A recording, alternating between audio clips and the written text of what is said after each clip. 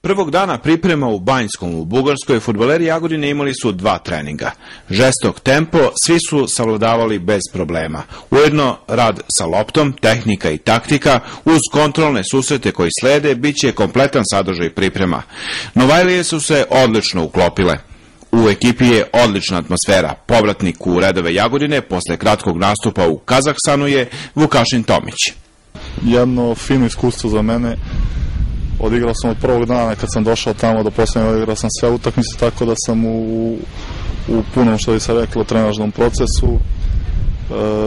Na kraju nisam nešto baš bio, nisam vidio sebe, nisam bio zadovoljan, nisam bio srećan. Tamo dogovorio sam se sa ljudima iz kluba da me puste bez ikakvih problema i da bi se što pre priključio Jagodini na pripremu u Bugarskoj. S obzirom da nas očekuje kvalifikacija na utakmica već 18. protiv Rubina.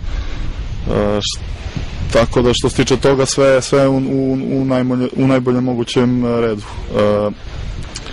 Što se tiče Jagodine i mojih ambicija, sada normalno da je isto kao da je velika odgovornost na nama, jer protekle godine kao i prethodne pre toga imali smo sjajne rezultate i pao nam se najteži mogući protivnik.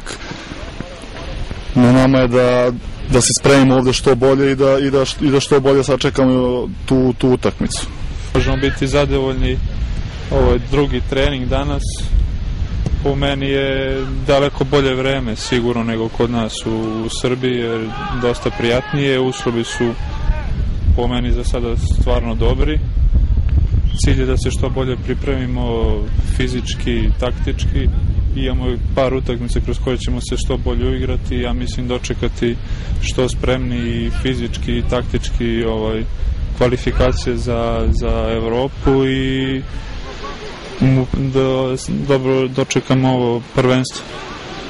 Prvi trening je sigurno bio težak, malo više smo radili na fizičkoj spremi, a mislim da ćemo danas raditi sa loptom da se što bolje uigramo.